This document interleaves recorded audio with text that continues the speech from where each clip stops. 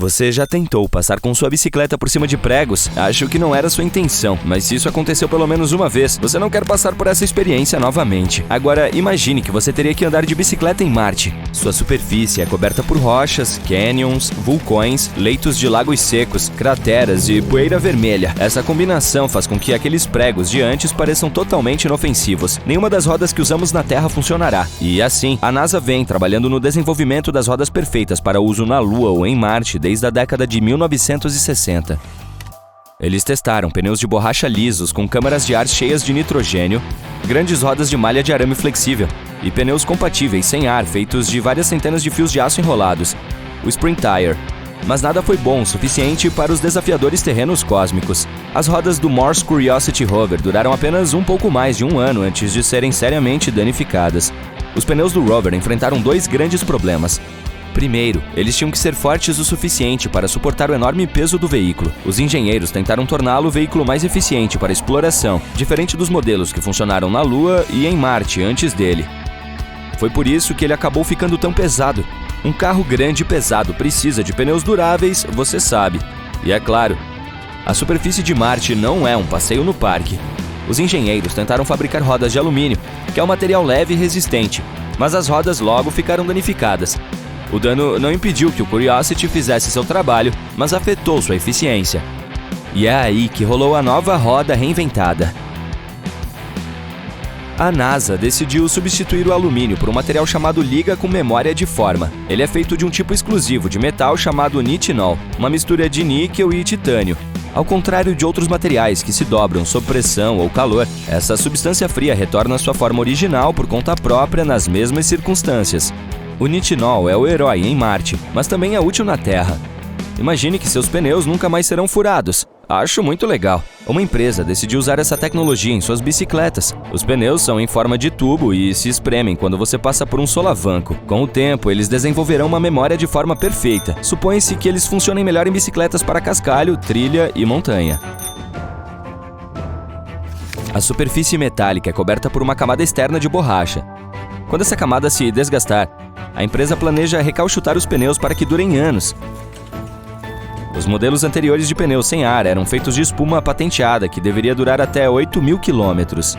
Eles não decolaram porque deixavam a bicicleta muito pesada. O novo modelo deve resolver esse problema. O nitinol também funciona muito bem no campo da cirurgia cardíaca. Os tubos feitos de nitinol podem se expandir até a largura desejada sob determinadas temperaturas no corpo humano. O pneu não é o único objeto que funciona melhor com memória de forma. Se você não conseguir imaginar seu sono sem aquele confortável colchão de espuma com memória de forma, pode enviar uma nota de agradecimento à NASA por isso. Sua história remonta a 1966, quando eles decidiram personalizar os assentos dos astronautas para, de alguma forma, aliviar os efeitos da força G na decolagem e na aterrissagem. Criar um assento personalizado para cada voo parecia impraticável demais, então a espuma viscoelástica salvou o dia. Ela se ajustava facilmente ao formato do corpo dos astronautas e voltava ao estado de repouso quando não estava em uso. Na década de 1980, ela passou do espaço para o público terrestre. Agora ela está presente em colchões, travesseiros, atrações de parques de diversões, celas de cavalo e capacetes de futebol americano. A terceira geração possui partículas de gel e espuma viscoelástica em seu interior. Esse é o segredo de seu superpoder de reduzir o calor do corpo aprisionado, recuperar-se rapidamente e fazer com que o colchão fique macio como uma nuvem.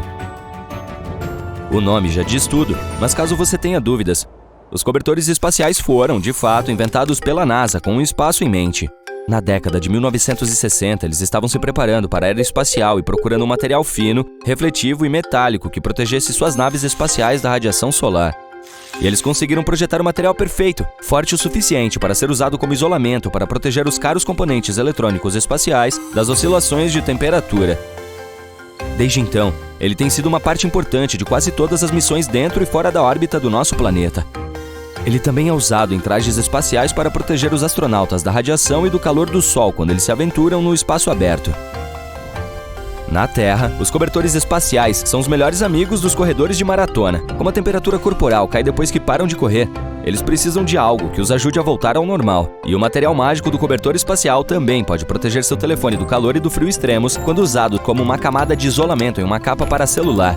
No início da década de 1960, fones de ouvido para pilotos de avião costumavam ser muito volumosos. Eles geralmente tinham que usar microfones de mão para se comunicar. A NASA precisava de uma tecnologia mais confiável e leve para suas missões, para garantir que a comunicação ocorresse sem problemas. Em 1961, a cápsula Liberty Bell 7 caiu e o astronauta Gus Grissom quase afundou sem transmissão de rádio ou contato com sua equipe de recuperação. A NASA procurou uma empresa para projetar um fone de ouvido que pudesse ser colocado no capacete de um astronauta. Apenas 11 dias depois, a equipe criou uma unidade de fone de ouvido com microfone que poderia ser usada pelos astronautas para se comunicar entre si e com a Terra. Ele tinha até um recurso de cancelamento de ruído. Mais tarde, o fone de ouvido foi aprimorado e usado nas missões Mercury e Apollo. O mundo pôde ouvir a frase mais famosa de Neil Armstrong quando ele aterrissou na Lua graças a esse fone de ouvido sem fio. A tecnologia de liofilização para alimentos não foi criada, mas muito aprimorada pela NASA para embalar mais lanches nas longas missões Apollo. Durante as primeiras missões humanas, os astronautas tiveram que comer cubos do tamanho de mordidas, pós-liofilizados e espremer semilíquidos em tubos de alumínio. Não parece uma refeição festiva, certo? Os astronautas não estavam satisfeitos com essa dieta, então a NASA teve que pensar em uma solução melhor para as missões Gemini. Eles financiaram uma pesquisa que desenvolveu molhos especiais que podiam ganhar forma comestível em água quente em apenas 5 minutos. A ideia de liofilização é cozinhar o alimento, congelá-lo sob baixa pressão e, em seguida, aquecê-lo lentamente em uma câmara de vácuo para remover os cristais de gelo. Graças a essa tecnologia, os alimentos mantêm 98% de seu valor nutricional, com apenas 20% de seu peso original. A NASA continuou aprimorando a tecnologia nas décadas seguintes. Atualmente, os alimentos liofilizados são de grande ajuda para mochileiros, programas de assistência em desastres e qualquer pessoa que precise levar pouca bagagem, ainda assim obter uma nutrição adequada. O termômetro infravermelho, que nos permite verificar a temperatura à distância, também foi desenvolvido com o apoio da NASA. Ele mede a radiação térmica emitida por seu tímpano, da mesma forma que mede a temperatura de estrelas e planetas. Cada dispositivo tem uma lente que focaliza a luz do objeto em um detector especial que converte a radiação em um sinal elétrico e, em seguida, em temperatura que pode ser vista em um visor. Ele é usado para muitas finalidades, desde o monitoramento de temperaturas de pontos quentes em sistemas mecânicos e elétricos, até a verificação da temperatura de visitantes em locais públicos. Aposto que você não esperava por essa. A tecnologia por trás das selfies vem daquela projetada para câmeras de missões interplanetárias. Na década de 1990, um dos laboratórios da NASA, Jet Propulsion Laboratory, introduziu um sistema de mini-imagem leve que não precisava de muita energia para tirar fotos de alta qualidade do espaço. Essa tecnologia é usada em câmeras de telefones celulares e computadores. E se voltarmos à década de 1960, encontraremos algumas boas evidências de que toda a ideia de selfies poderia pertencer aos astronautas. Edwin Buzz Aldrin, o segundo homem a caminhar na Lua, tirou algumas selfies lá em cima com uma câmera Hasselblad especialmente projetada. Ele até usou a espaçonave como um tripé para estabilizar a imagem e colocar seu rosto nela. Lembre-se disso se algum dia você for parar no espaço sem ninguém para tirar fotos suas.